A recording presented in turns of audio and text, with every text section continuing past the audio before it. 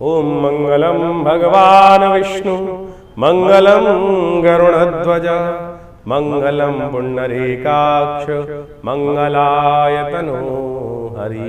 गुरुर्ब्रह्मा गुरुर्विष्णु गुरुर्देवो महेश्वरा गुरु साक्षात् परब्रह्म तस्मै श्री गुरुवे नमः।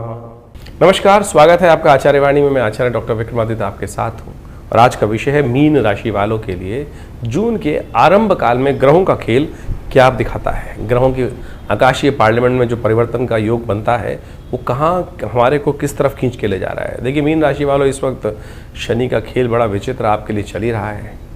कल्याणी आपके लिए चल रही है। कल्याणी जो बृहद कल्याणी जिसको बोला जाता है, साढ़े साती। आमतौर पे लोग साढ़े साती के नाम से डराते हैं, लेकिन वास्तविक शास्त्र का नाम इसका वृहद कल्याणी है, यानी कल्याण करने का समय है। तो इसलिए घबराने की आवश्यकता नहीं है। शनि महाराज मीन राशि वालों के लिए बड़े कल्याणमय अवसर बना सकते हैं यदि वो सदमार्ग की तरफ चले। और ज्योतिष के माध्यम से आपको समझ लेना चाहिए सदमार्ग कौन सा आपके लिए। हर व्यक्ति के लिए कुछ ना कुछ अच्छे मार्ग होते हैं, कुछ ना कुछ खराब मार्ग होते हैं। हर व्यक्ति को किन्हीं मार्ग पर चलकर, खास मार्ग पर चलकर सफलता मिलती है। तो मीन राशि वालों के लिए खास तौर पर ये मार्ग जो है इस वक्त थोड़ा सावधानी से चलने का है, आराधना करने का है, तप करने का है। तप युक्त कार्य कर कर आप अपने जीवन को कल्याण की तरफ ले जा सकते हैं। अन्यथा शनि महाराज यदि हल्का सा भी कहीं ना कहीं गलती होगी तो फिर कहीं शनि दंड देने के लिए भी तैयार बैठे हैं। मीन राशि वालों के लिए एक बात समझें कि इस समय जेठ का महीना चल रहा है और जेठ के महीने में इस बार संपूर्ण ग्रह, केवल शनि को छोड़ दीजिए, बाकी सब ग्रह परिवर्तन की तरफ इन 30 दिनों में जाने वाले हैं। कुछ ग्रह परिवर्तन की तरफ जा चुके हैं और कुछ ग्रह परिवर्तन का योग बना रहे हैं। इसलिए देखिए जेठ के महीने में आरंभ हुआ, बृहस्पति परिवर्तन, सूर्य परिवर्तन की तरफ गए, उसके बाद राहु परिवर्तन की तरफ गए, शुक्र, मंगल, बुध, समस्त ग्रह परिवर्तन का योग बनाने के तैयार बैठे हैं। और ये सब परिवर्तन का प्रभाव आपके लिए बड़ा महत्व, सबसे बड़ा रिलीफ का योग जो आपके लिए राशि बन रहा है। राहु शनि की युति से आपको मुक्ति मिलने वाली है। साढ़े साती का आधा प्रभाव जो शनि के साथ राहु ने बैठकर अपना तांडव बढ़ा रखा है, उससे कहीं ना कहीं आपको उस प्रपंच से कहीं ना कहीं छुटकारा मिलने का योग बनेगा। इसके साथ साथ बृहस्पति महाराज वो आपके लिए सुख भाव में बैठकर शनि के जो दृष्टि भाव से उससे निकलकर आगे चले गए हैं, तो वो आपके लिए कहीं ना कहीं रिलीफ दिखाई दे रहा है। और उसके साथ साथ मंगल महाराज भी यदि अभी जो लगातार कमज़ोर अवस्था में पिछले 6 महीने चल रहे थे, कभी बड़े परिवर्तन के योग बना रहे थे, वो भी अब बहुत जल्दी से अपनी ताकत को प्राप्त करने के योग बना रहे हैं। तो ये सब के सब आपके लिए कुछ ना कुछ योग बना रहे हैं। सूर्य का भी बड़ा विचित्र प्रभाव है। इन दिनों सूर्य अंगारे बरसा रहे हैं, रोहिणी नक्षत्र में चल रहे हैं, शोले बरसा रहे हैं, और वो भी बहुत जल्दी परिवर्तन की तरफ, उस जो एग्रेसिवनेस है उससे परिवर्तन की तरफ जाएंगे। ये सब प्रभाव क्या कुछ करेंगे आपके लिए वो आप समझ लें। यदि 1 जून की बात करें तो रविवार का अवसर है। षष्ठी तिथि इस दिन विद्यमान है, ज्येष्ठ मास के शुक्ल पक्ष की षष्ठी तिथि। और इस दिन ग्रह नक्षत्रों के दृष्टिकोण से दिन सुबह का खासतौर पर अच्छा दिखाई देता है, लेकिन शाम आते आते थोड़ा सा कहीं ना कहीं मनोमस्तिष्क में थोड़ा सा नेगेटिव प्रभाव उत्पन्न होता दिखाई देगा ग्रह नक्षत्रों के कारण से। इसलिए ध्यान रखिएगा, थोड़ा सा हो सके तो शाम के समय जाकर भगवान शिव की आराधना करने, शिव पर दूध का अभिषेक करें, वो आपके लिए ज़रूरी है, क्योंकि एक ग्रह परिवर्तन की तरफ जाते दिखाई देंगे और आने वाले 2-3 दिन थोड़े से हरी भरी करने में नुकसान हो सकती है। धीरे धीरे रे मना, धीरे सब कुछ हो, इस बात का ध्यान रखते हुए कार्य करना बहुत ज़रूरी है। रवि योग है इस दिन, नए कार्यों का आरंभ करने के लिए दिन अच्छा दिखाई देता है। शाम को 4 बजे से पहले कोई नया कार्य आरंभ करना हो तो रवि योग का लाभ ले लीजिएगा।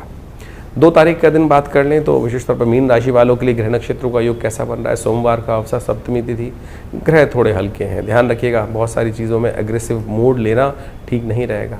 दिन गर्म है, मौसम गर्म है, आप अपने मन को शांत रखते हुए कार्य करें। बहुत जल्दी कार्य करने में कहीं ना कहीं जल्दी का काम शैतान का होता है, और इस वक्त शनि महाराज मीन राशि वालों के लिए जो है ना, वो जल्दी का काम फंसा सकते हैं। इसलिए अवॉइड करें, धीरे धीरे रे मना, धीरे से काम करें, वो अच्छा रहेगा। इन दिनों खास तौर पे आपको 1 तारीख और 2 तारीख को अश्लेषा और मघा नक्षत्र के योग हैं। तो ऐसे में अश्लेषा मघा जो मूल गणमूल के अंतर्गत आते हैं, जिन जातकों का जन्म इन नक्षत्रों में होता है उनको मूल शांति अच्छे से करानी चाहिए। लेकिन होता क्या है कि जो विद्वान लोग आते हैं वो 27 दिन के लिए कहा जाता है उनको कि मूल शांति कर लें। 27 दिन तक क्या करना होता है, 1-1000 मंत्र का नित्यपति जप करना होता है, और त्र्यंबक मंत्र का जप कर कर दशांश उसका नित्यपति यज्ञ करना होता है। यानी 1 माला का जप 10 माला का विशेष तौर पर जप कर कर 1 माला का हवन करना होता है। ऐसे 27 दिन तक ये प्रोसेस अपनाने से 27,000 जप पूरा हो जाता है। लेकिन होता क्या है, 27वें दिन केवल आके 27 मिट्टी के पानी, 27 जल, 27 कंकड़, 27 पत्ते, वो सब तो आडंबर हो जाता है, लेकिन मूल कार्य जो होता है मूल शांति का वो नहीं हो पाता है। तो कोशिश ये करें आप स्वयं ही कर लें। हर महीने कभी आता है तो जब भी कभी समय मिल जाए तो 27 दिन में ये टाइम चेक कर लीजिए आपका नक्षत्र कौन सा है, स्वयं कर लेंगे। त्र्यंबकम यजामहे सुगंधिम पुष्टिवर्धनम, ये त्र्यंबक मंत्र है। ये शास्त्र, ये बहुत सारे लोग महामृत्युंजय मंत्र को कह देते हैं इसको, ये लेकिन त्र्यंबक मंत्र है इसका, ये यजुर्वेद का मंत्र है, ये महामृत्युंजय नहीं है। इसको मूल शांति के लिए भी उपयोग किया जाता है, तो आप अवश्य इसका सहारा लीजिए, कल्याण होगा। 3 तारीख यदि हम बात करें, मंगलवार का अवसर है, अष्टमी तिथि विद्यमान है। मीन राशि वालों के लिए बहुत महत्वपूर्ण दिवस है। शनि जयंती जा चुकी है, जो लोग उस समय में लाभ नहीं ले पाए, अभी भी 2 दिन बाकी हैं, 2 योग 3 योग बाकी हैं इस जेठ के महीने में। यदि उनका लाभ में ले लें तो ये शनि के नेगेटिव प्रभाव को ठीक करने का रास्ता बना सकते हैं। शनि की साढ़े दैया का पूरे 1 साल तक निवारण करने का रास्ता बन सकता है। चौथा बुढ़ा मंगल है, बड़ा मंगल है। इस दिन विशेष तौर पर भगवान हनुमान जी की सुंदर आराधना करें, चोला चढ़ाएं, हनुमान चालीसा का पाठ करें, सुंदरकांड का पाठ करें। इसका अद्भुत महात्म्य शास्त्र में बताया गया है।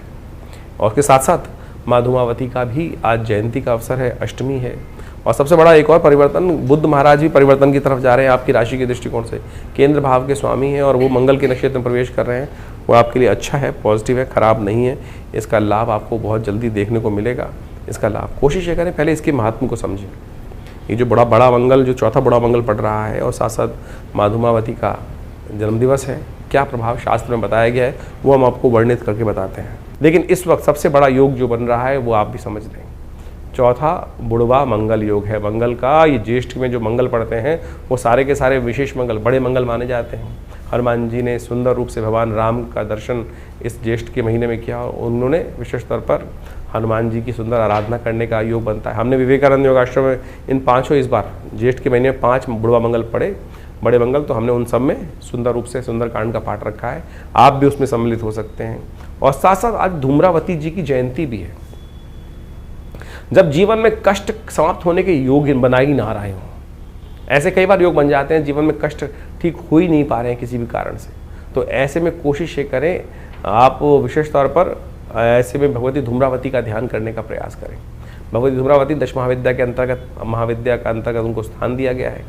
और जिस समय में जैसे बगलामुखी इत्यादि भगवती के स्वरूप हैं, ऐसे ही धूम्रावती भगवती समस्त ऐसे कष्टों जिनको, जो सिर से ऊपर पानी जब निकल जाए तब इनके मंत्रों का प्रयोग करना चाहिए, और जिससे आपके दुसाध्य कार्य पूर्ण होने की तरफ जा सकें, चाहे मुकदमे के कार्य हों, चाहे वो संसारिक तौर पे कष्टों के कार्य हों। तो ये भगवती के वो स्वरूप हैं, इसमें इनका ध्यान करके पूजन कर लेने से, अनुष्ठान करने से वो समस्त सिद्धांतिक तौर पर कष्ट पूरे होने के योग बनते हैं। तो मीन राशि वालों, आपने इस बड़े मंगल का जो उपयोग करना है वो आप समझ लीजिए, अच्छे से विश्वास के साथ कीजिए। सुंदरकांड का पाठ, हनुमान चालीसा का पाठ आपकी रक्षा करेगा, शनि को चुप बिठा देगा। बिल्कुल इस बात को मान लीजिए, नेगेटिव प्रभाव शनि बिल्कुल देंगे ही नहीं, उनका नेगेटिव प्रभाव न्यूट्रल हो जाएगा और आपके लिए लाभकारी योग बनेगा। हनुमान जी का कृपा से कहा गया ना, और देवता चित्त न धरई, हनुमत से ही सर्व सुख करें। अवश्य आपको इस बात का ध्यान रखना चाहिए।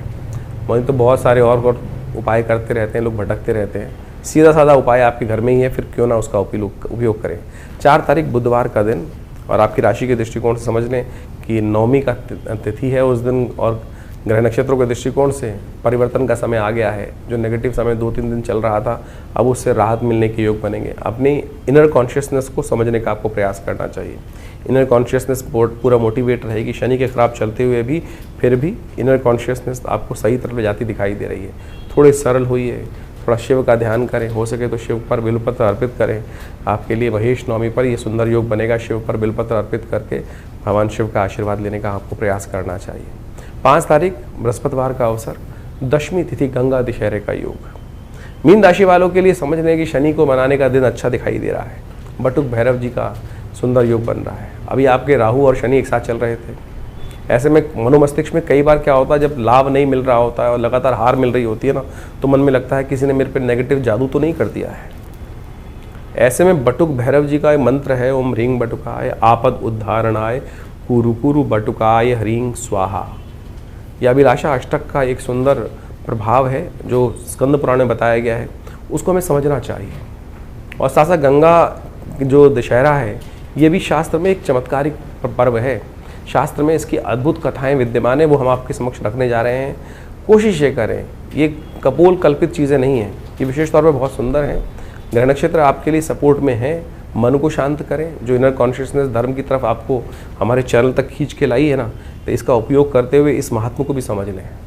इन दिनों ग्रह नक्षत्रों के दृष्टिकोण से उपाय भी कुछ खास कर लेने चाहिए, तो ये उपाय जो हैं वो नोट कर लीजिए। देखिए, इस दिन खासतौर पे गंगा दशहरे का योग बन रहा है, बटुक भैरव जयंती का योग बन रहा है। ये दोनों त्यौहार जो हैं बहुत इंपॉर्टेंट है, बहुत महत्वपूर्ण है, जो विशेष तौर पर दशमी के दिन पड़ते हैं।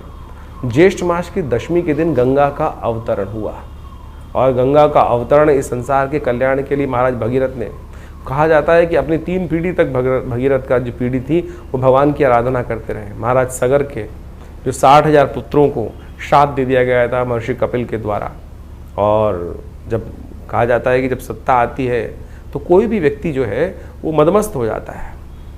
तो इंद्र ने एक चाल चली, महाराज सगर ने यज्ञ इत्यादि रखा था, बहुत बड़ा अश्वमेध यज्ञ रखा था, और अश्वमेध यज्ञ के अंतर्गत विभिन्न प्रकार से अपने उस राज्य को सुव्यवस्थित करने के लिए, समृद्धि की पराकाष्ठा प्राप्त करने के लिए महाराज सगर ने अश्वमेध यज्ञ रखा। 100 यज्ञ रखे गए, और अंत में उस संपूर्ण संसार में विजय प्राप्त करने के निमित्त, धर्मयुक्त ध्वजा फहराने के निमित्त घोड़ा छोड़ा जाता था। वो घोड़ा जहाँ जहाँ जाता था वो राज्य समस्त थे वो राजा का आधिपत्य स्वीकार करते थे। तो कहा जाता था कि वो जो घोड़ा पकड़ लेता था उसके साथ युद्ध होता था।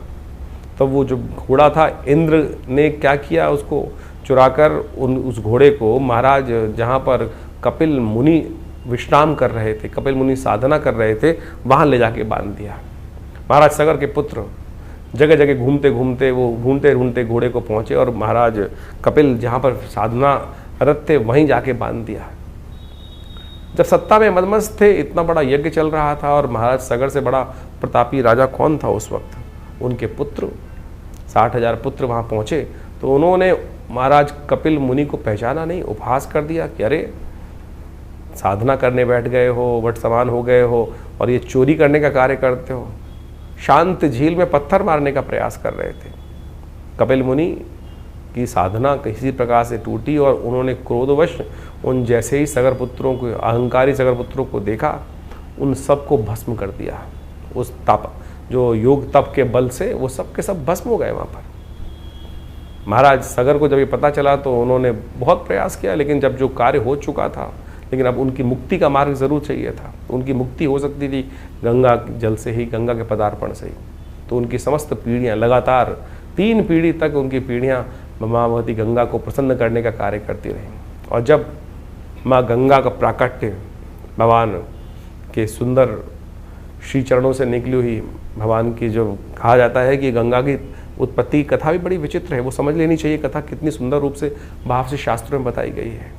वामन अवतार के समय में जब भगवान ने 3 पग में समस्त भूमि को नाप लिया था, तो जब भगवान विष्णु का वो पग जो था वो ब्रह्मलोक पहुंचा था, तो तब ऋषि साक्षात ब्रह्मदेव ने उन चरणों को धोने के बाद अपने कमंडल में जो जल रख लिया था वही गंगा थी, वही गंगा बनी।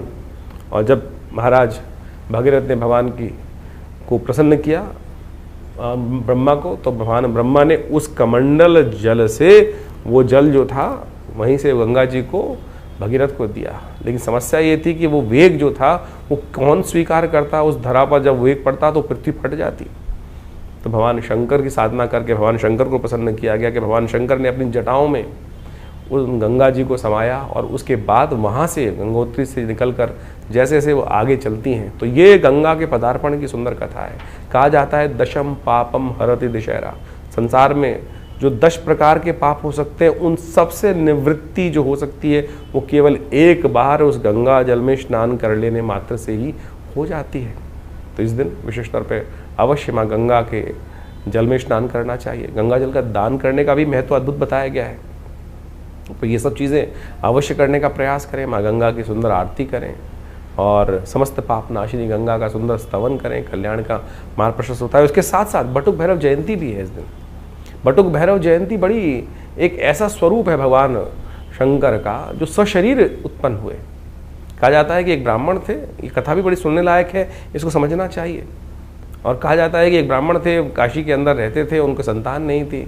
भगवान से आशीर्वाद प्राप्त करने के कारण से स्वशरीर, पूरे शरीर के साथ शिवलिंग से प्रकट हुए भगवान बटुक भैरव, और ये 8 साल के बच्चे के स्वरूप में है। इनका मंत्र है ओम ह्रीं बटुकाय आपत उद्धारणाय कुरु कुरु बटुकाय ह्रीं स्वाहा। समस्त आपत्तियों से रक्षा करने वाले, कैसे भी तांत्रिक प्रयोग हो, कैसे भी जीवन के कष्ट हों, कोई भी किसी ने नज़र लगा दी, कुछ लगा दी, तो यदि उन भगवान का और बटुक भैरव जी के इस मंत्र का जप कर लिया जाए, और उनके भी एक विधि है। हमने ऐसे ऐसे अकाट्य प्रयोग देखे कि जब कोई अनेक प्रकार के किसी ने कुछ नेगेटिव प्रयोग कर दिए, कुछ ना कुछ समस्याएं, ब्लैक मैजिक जिसको बोला जाता है, वो सब किसी न किसी व्यक्ति के जीवन में हो गया। तो यदि उसको आटे के मीठे गुलगुलों के द्वारा उनका पूजन करने के बाद उनके हवन को यदि इस मीठे गुलगुलों के द्वारा कर लिया जाए, ओम ह्रीं बटुकाय आपत उद्धारणाय कुरु कुरु बटुकाय ह्रीं स्वाहा, इस मंत्र का उच्चारण करते हुए, तो कैसा भी नेगेटिव प्रयोग आपके जीवन में, चाहे फैक्ट्री पे, चाहे दुकान पर, चाहे घर में, चाहे बच्चे पर, चाहे किसी पर भी कई बार हो जाता है। देखिए, किसी घर को तोड़ना तो बड़ा आसान है, बुलडोजर लगा दीजिए टूट जाएगा, कुछ ना कुछ और विस्फोट कर दीजिए टूट जाएगा, बनाने में कितना टाइम लगता है। तो यही इसी प्रकार से कैसे भी नेगेटिव प्रयोग यदि कोई कर दे किसी के ऊपर, जैसे नज़र लग गई किसी व्यक्ति की, और नज़र भी किसी विशेष व्यक्ति की जब लगती है तो बने बनाए बड़े बड़े महल भी खराब हो जाते हैं, अच्छा पहला पहलवान व्यक्ति भी खराब हो जाता है। उन सब से, आपत्तियों से रक्षा करने वाला ये अद्भुत मंत्र है ओम ह्रीं बटुकाय आपत उद्धारणाय कुरु कुरु बटुकाय। और भगवान बटुक भैरव जी का मनोकामना अष्टक, जो भैरव अष्टक जो है, वो भी बड़ा चमत्कारी है। समस्त मनोकामनाओं को पूर्ति करने वाला ये बटुक भैरव अष्टक माना जाता है। तो इनका भी इस दिन स्तवन कर लेने से समस्त प्रकार के मनोरथ सिद्ध होने के योग बनते हैं। तो अवश्य इस जो ज्येष्ठ मास के शुक्ल पक्ष की दशमी होती है, इस दिन गंगा जी का अवतरण और साथ साथ भगवान बटुक भैरव जी की जयंती का शास्त्र में वर्णन किया गया है।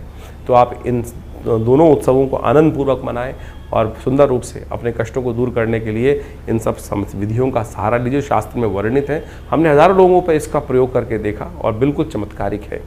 और इसका एक यंत्र भी बनता है, भैरव जी का यंत्र। जब कैसे भी घर में यदि कई बार क्या होता है कि कई बार नेगेटिव प्रयोगों को बचाने के लिए लोग, आपने देखा होगा कि वो लुटिया लगा देते हैं जीप पे लटकी हुई बाहर, और नज़र से बचाने के लिए, नज़र दोष से बचने के लिए। लेकिन शास्त्र विधि के अनुसार सबसे श्रेष्ठ रहेगा जो बटुक भैरव यंत्र की स्थापना यदि घर के बाहर, फैक्ट्री के बाहर, दुकान के बाहर या व्यावसायिक स्थल के बाहर या आपके घर के अंदर रख दिया जाए, तो क्या होता है, कैसे भी नेगेटिव प्रयोग जो हों, जो भी तांत्रिक प्रयोग हैं, गलत प्रयोग हों, उन सब से रक्षा करने के लिए ये भैरव जी के मंत्र से सिद्ध करा हुआ जो यंत्र है वो अद्भुत रूप से कार्य करता है। तो आपको उसका सानिध्य लेकर रखना चाहिए। वो बहुत सुंदर योग देता है, कष्टों को दूर करने का योग बनाता है। तो मीन राशि वालों, आपने अभी गंगा दशहरा का महत्व समझा, बटुक भैरव जी का मंत्र भी समझा। इस दिन ग्रहों का परिवर्तन जो हो रहा है वो बहुत आपके लिए लाभ ही दिखाता है, खराब नहीं दिखाई देता। बहुत जल्दी और सुंदर योग बनकर तैयार हो रहे हैं, और ख़ास तौर पर ऐसे में एकादशी का सुंदर योग बनकर है। शुक्रवार के दिन एकादशी का योग बन रहा है 6 तारीख को, और ये महालक्ष्मी कृपा प्राप्त करने के लिए योग अच्छा है, क्योंकि गजकेसरी योग भी आपकी राशि में विद्यमान हो जाएगा। बृहस्पति तृतीय चतुर्थ भाव में बैठकर चंद्रमा को दृष्टि डालेंगे, और ये कहीं ना कहीं स्थितियों को अच्छा करने की तरफ आपको ले जाते दिखाई देंगे, और इसका पूर्ण प्रभाव आपको बहुत जल्दी दिखाई देने को मिलेगा। ऐसे में निर्जला एकादशी के दिन सुंदर भगवान विष्णु का स्तवन करें। इस बार निर्जला एकादशी बहुत महात्म लेके आई है। और 1 लोटा जल का दान, आपने देखा होगा छबीली लगा लगा के लोग बहुत लाभ लेने का प्रयास कर रहे होते हैं। सोचें, किसी और संस्कृति में ऐसा काम किया जाता है क्या? जल का दान केवल वर्णन शास्त्र में ही मिलता है, हमारे हिंदू सनातन संस्कृति में मिलता है। और पुराण, विष्णु पुराण में तो इसके बारे में जो कहा गया है वो आप समझें, महर्षि व्यास ने इस विधान को विशेष तौर पर भीमसेन के समक्ष रखा था।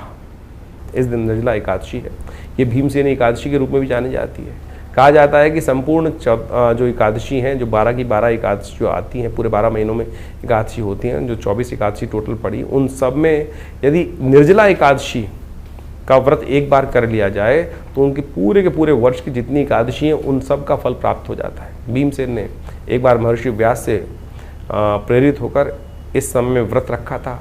जेठ के महीने में तप रहा हो सूर्य, और ऐसी स्थिति में जब विशेष तौर पर आप समझें कि जो रोहिणी नक्षत्र में सूर्य चल रहे हों, और ऐसे में ताप पड़ रहा हो, पूरी तरह से नव तपा का समय चल रहा हो, और ऐसे में जेठ में ये एकादशी पड़ती है, तो ऐसे में पूरी तरह से एक क्षण मात्र, एक जो बिंदु मात्र भी जल अंदर ना जाए, केवल आचमन करने की आज्ञा होती है कि इतनी कि बस केवल मुंह में जो पानी जो आचमन करने की आज्ञा उतना ही, यदि शौच इत्यादि की बात करना पड़े तो वो ऐसे में केवल पूरा सूर्य उदय से लेकर अगले दिन सूर्य उदय तक निर्जल तौर पर रहते हुए, व्रत रखते हुए, यदि भगवान का स्तवन करते हुए, भगवान की कथा का पाठ करते हुए, ओम नमो नारायणाय, ओम नमो भगवते वासुदेवाय का स्तवन करते हुए, ये नहीं सोचते हुए कि आज जल नहीं मिला, आज जल नहीं मिला, जल नहीं मिला, ऐसे ही करते करते व्रत नहीं रखना है। भगवान का स्तवन, भगवान की कथा करते हुए कार्य करना चाहिए और उससे आपकी समस्त मनोकामना सिद्धि के योग बन जाते हैं। तो ऐसे में देखिए, लोग पुण्य कमाने के लिए इस दिन जल का दान करते हैं।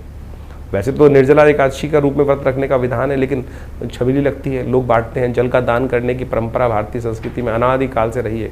लोग कुएं बनवाते थे, बावड़ियाँ खुलवाते थे और साथ साथ प्याऊ लगाते थे। ये भारतीय संस्कृति ही है। शायद किसी और संस्कृति में ऐसी व्यवस्था करने की परंपरा नहीं रही।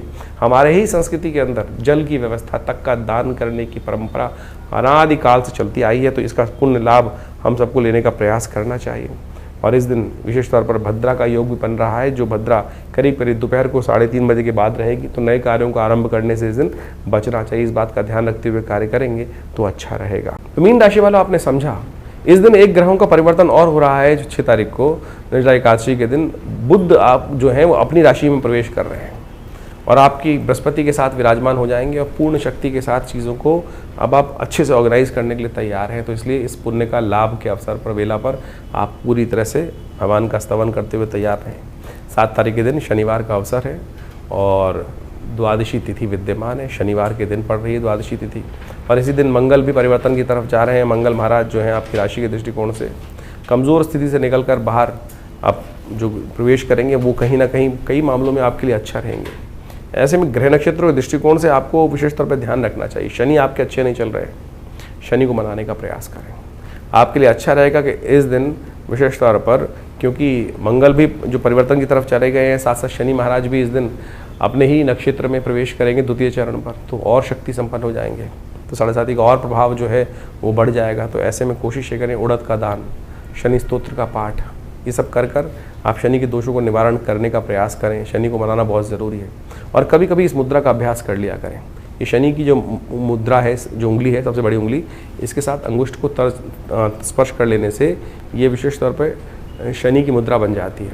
शनि का जब यदि मंत्र जप नहीं कर पा रहे हैं तो कम से कम चलते चलते इसका प्रभाव कर लीजिए। शनि का नेगेटिव प्रभाव आपके जीवन से दूर होने का योग बनेगा। बात कर लेते हैं 8 तारीख का। 8 तारीख का रविवार का दिवस है। द्वादशी थोड़ी वृद्धि की तरफ गई है और इन दिनों आपकी राशि के दृष्टिकोण से गज केसरी योग बन के जो तैयार है। और कई बार क्या होता है, कीर्ति 7:30 के टाइम पर कीर्ति मिलती नहीं है। जो हम काम करते हैं उसका क्रेडिट कोई और ले जाता है और इस वक्त शनि महाराज आपकी राशि में बैठकर कीर्ति वाले भाव को, दशम भाव, यश वाले भाव को देख रहे हैं। तो ऐसे में आज रविवार के दिन इस बार सुंदर योग बना है जिसको कहा जाता है रवि प्रदोष, कीर्ति में वृद्धि के योग। शाम के समय जब सूर्य अस्त हो जाए तो कोशिश ये कीजिएगा गंगा जल से भगवान शंकर का अभिषेक करें। नर्मदेश्वर शिवलिंग पर भगवान का जो है उसमें गंगा जल से उनका अभिषेक करने का प्रयास करें रुद्राष्टाध्यायी के द्वारा। नमस्ते रुद्रमन्य बहुतो तय कवे नमः बाहुभ्यामुतते नमः जाते रुद्र शिव। और साथ साथ रवि महाराज, सूर्य महाराज भी इस दिन परिवर्तन की तरफ जाएंगे। जो रोहिणी नक्षत्र में चलते हुए थे, उग्र रूप में थे, शोले बरसा रहे थे, अब मंगल के नक्षत्र में प्रवेश करेंगे, मृगशिरा में, थोड़े शांत पड़ेंगे। तो कोशिश ये करें कीर्ति के लिए जो इस शनि की 7.5 में नेगेटिव प्रभाव था उसको ठीक करने के लिए ये उपाय करेंगे तो अच्छा रहेगा आपके लिए। हमने विवेकानंद योगाश्रम में इस दिन नवग्रह शांति माहे का कार्यक्रम रखा है, आप चाहें तो उसमें भी सम्मिलित हो सकते हैं। 9 तारीख का दिन सोमवार का अवसर है और उस दिन त्रयोदशी तिथि है और साथ साथ ग्रह नक्षत्रों का योग जो है वो भाग्य में बैठे हुए ग्रह आपके लिए कहीं ना कहीं रास्ता दे रहे हैं, लेकिन थोड़े कमज़ोर हैं। लेकिन कम से कम उस भाव के स्वामी चंद्रमा जिस राशि में चल रहे हैं उसके स्वामी उस पर दृष्टि डाल रहे हैं, तो भाग्य में कहीं ना कहीं अनुकूलता प्रदान करते दिखाई दे रहे हैं। सर्वार्थ सिद्ध योग भी है, तो नए कार्यों का आरंभ करें। हो सके तो दूध का दान करें, खीर का भोग लगाएं, अच्छा रहेगा आपके लिए। 10 तारीख के दिन मंगलवार का अवसर, चतुर्दशी तिथि, साथ साथ उस दिन सत्यनारायण व्रत भी रहेगा। पूर्णिमा साथ साथ आ जाएगी, जेठ की पूर्णिमा का योग बन जाएगा शाम के समय। पूर्णिमा तो अगले दिन पुण्य है, लेकिन इस दिन भी उसका लाभ ले सकते हैं। इस बार 5 मंगल पड़े हैं जेठ के महीने में, अनिष्टकारी योग बना और ये उपद्रवकारी योग बनता है। पूरे विश्व में आपने देखा किस किस प्रकार के उपद्रव रहे, कहीं मिसाइलें चलती रहीं, कहीं कुछ और चलता रहा, कहीं प्रकार का योग बनता रहा, अशांति का वातावरण रहा। तो ऐसे में उन सब, उसके साथ साथ बुध का 5 बुध भी थे, तो वो 5 बुधवार का पढ़ना शुभ होता है, लेकिन 5 मंगल का पढ़ना अशुभ होता है। लेकिन अध्यात्म के दृष्टिकोण से 5 जेठ के जो मंगल जो पड़ता है वो बुढ़वा मंगल माना जाता है। तो 5 मंगलों का योग पुण्यों को अर्जित करने के लिए भी था। तो हमने विशेष तौर पर इन 5 मंगलों पे आश्रम पर सुंदरकांड का पाठ रखा। बहुत सारे लोग उसमें सम्मिलित हुए। अंतिम मंगल पड़ रहा है, 1 साल बाद पड़ेगा। मीन राशि वालों को तो खासतौर पर ध्यान रखना चाहिए, कम से कम इस जाते हुए अंतिम मुड़वा मंगल पर श्रद्धा के साथ हनुमान जी को चोला चढ़ाएं, सुंदरकांड का पाठ करें और जैसे भी हो सके हनुमान जी की सुंदर आराधना करने का प्रयास करें। जाता हुआ बुढ़वा मंगल बुध को उदय करके जा रहा है और आपकी राशि के दृष्टिकोण से बड़ा महत्वपूर्ण योग बना रहा है। ये बुध उदय बहुत दिन बाद शुभ रूप से आपके लिए कल्याणकारी योग बनाकर सुंदर योग बना रहे हैं। कोशिश करें बुद्ध का मंत्र जप करें, हनुमान जी का सहारा लें। और जो हनुमान जी हैं जो बुद्धिमान है, श्री गुरु चरण सरोज रज निज मन मुकुर सुधार, वर्णौ रघुबर विमल जोदायक फलचार, बुद्धहीन तनु जान के सुमिरो पवन कुमार। तो कहा गया ना, बुद्धिहीन जानकर काम करने का प्रयास करें। बुद्धिदाता है तो इसलिए बुद्धिवान है हनुमान जी महाराज, तो उनका ध्यान करते हुए कार्य करें, कल्याण होगा। जो ज्योतिष का ग्रह योग आपने अभी समझा, किस प्रकार से ज्येष्ठ के अंतिम भाग में, ज्येष्ठ मास के अंतिम भाग में जो ग्रहों का योगा योग बन रहा है, विभिन्न परिवर्तन के योग बने इस ज्येष्ठ के मास में। यानी अगर ज्योतिष के दृष्टिकोण से आप देखें कि शनि को छोड़कर बाकी समस्त ग्रह अपनी अपनी राशि से परिवर्तन का योग इस ज्येष्ठ के महीने में बना चुके हैं और इन सब का प्रभाव आपकी जन्मपत्री के अनुसार से आपके जीवन पर गोचर का प्रभाव अवश्य हो रहा होगा। और उस प्रभाव को यदि समझा सकता है, कोई समझ सकता है, तो ज्योतिष की गणना के द्वारा ही समझा जा सकता है। इस समय की चाल को समझना ही सबसे बड़ा महत्वपूर्ण है। देखिए, ये वैज्ञानिक युग है, इसके अंदर कुछ भी हम जो भी कार्य करते हैं उसको एनालाइज कर लें, समझ लें क्या कुछ प्रभाव कर रहे हैं, क्या करने से क्या प्रभाव उत्पन्न होगा, उसको अच्छे से एनालाइज किया जा सकता है। आधुनिक विज्ञान ने यही समझाने का प्रयास किया और ज्योतिष विज्ञान भी आधुनिक विज्ञान के साथ साथ उन दैविक योगा योगों को आपके मत में, आपकी मति में, आपकी बुद्धि में डालने का प्रयास करता आया है कि क्या ग्रहों का प्रभाव किस प्रकार से आगे आने वाले समय में होने वाला है। और उसको समझकर जो बुद्धिमान व्यक्ति उसका लाभ उठाने का प्रयास करते हैं वो जीवन में सफलता को प्राप्त कर लेते हैं। भ्रांति करने वाले, अनेक प्रकार से कटाक्ष करने वाले इस संसार में सदा हैं, सदा रहेंगे ही। कई लोगों की भ्रांति हर क्षेत्र में होती है। वैज्ञानिक तरक्की हो रही है तो क्यों हो रही है, उसका क्या लाभ है, क्यों करनी है, किस प्रकार से करनी है। गाड़ी आई तो क्यों आई, विमान बने तो क्यों बने, दवाइयाँ बनी तो क्यों बनी, किस प्रकार के कटाक्ष लोग करते रहेंगे। जिन्होंने कहा कहना है, कुछ ना कुछ कटाक्ष निकालना है, कुतर्क करना है, वो करते रहेंगे। बुद्धिमान व्यक्ति उन कुतर्कों पे ध्यान नहीं देते और अपनी आगे गति बढ़ाने के लिए जीवन में हर प्रकार से सद्मार्गों पर चलने का यथाउचित भाव से प्रयास करते हैं। ज्योतिष का मत अनादिकाल से भारतीय संस्कृति में रहा है और वो प्रत्यक्ष रूप से बिल्कुल सही है। उसका प्रभाव समझने के लिए बहुत चीज़ों को समझना चाहिए और ज्योतिष के आचार्यों ने अनादिकाल से इस सुंदर व्यवस्था को, विज्ञान को जिस प्रकार से बनाया है, उसके जो गणित के भाग हैं वो आज भी बिल्कुल जो सटीक गणनाओं के अनुसार से निकलते हैं। सोचें कि अनादिकाल में जिस प्रकार से हमारे ऋषि मुनियों ने केवल गणित के सूत्रों को लगाकर उन व्यवस्थाओं को, आकाशीय मंडल में घटने वाले उस योग को उन गणित की गणनाओं के माध्यम से जो कागजों पे उतारा, वो बिल्कुल आज भी प्रत्यक्ष रूप से 100% सत्य निकलता है। इसको भी आपको आश्चर्य के तौर पे स्वीकार करना चाहिए।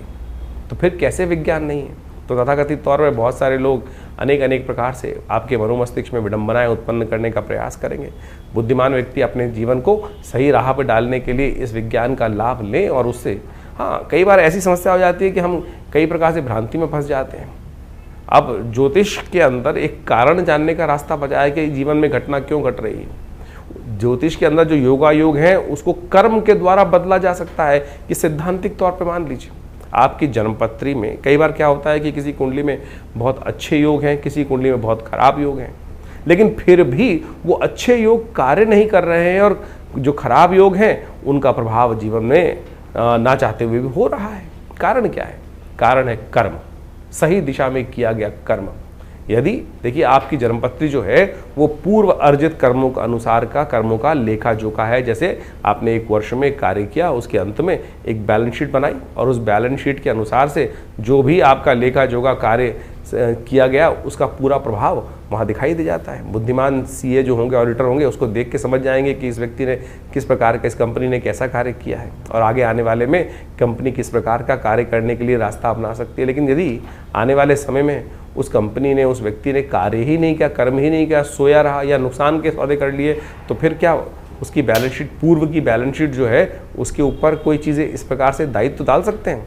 तो वही प्रभाव आपकी जन्मपत्री का है कि आपकी जन्मपत्री जो जन्मकालीन समय में बनकर आई है वो पूर्व अर्जित कर्मों का लेखा जोखा लेके आई है। जिस दिन से आपका जन्म हुआ उस दिन से आपके ग्रह योगों के साथ साथ आपका कर्म जुड़ जाता है। आप कर्म किस दिशा में कर रहे हैं, यदि सदकर्म कर रहे हैं तो वो पुण्यों का भाव से आपके शुभ कर्म जो है वो आगे आकर आपके जीवन में सुख का पदार्पण कर देंगे।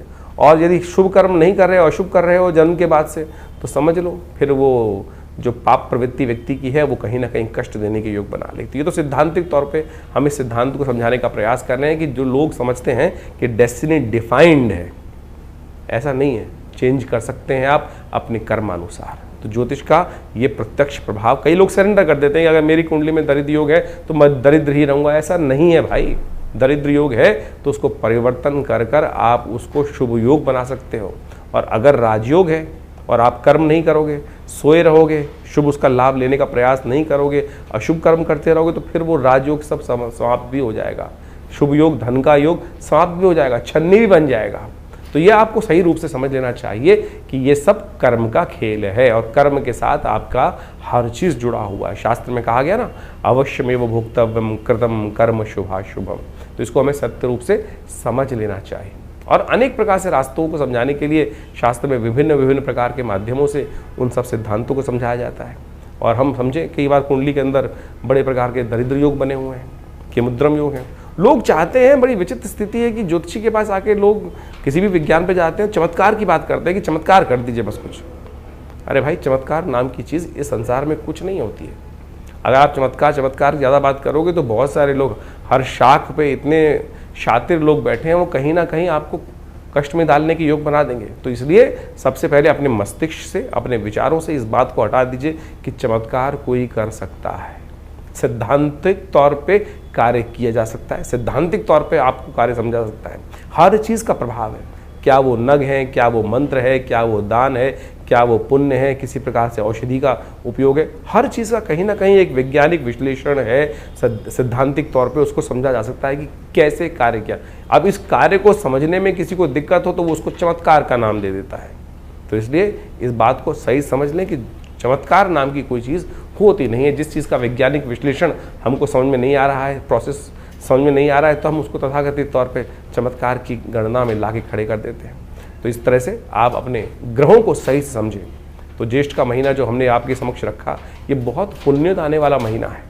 इसमें निर्जला एकादशी, इस शास्त्र में कहा गया है कि केवल एक जल का दान, आपके धन के नहीं, जल का दान कहा गया।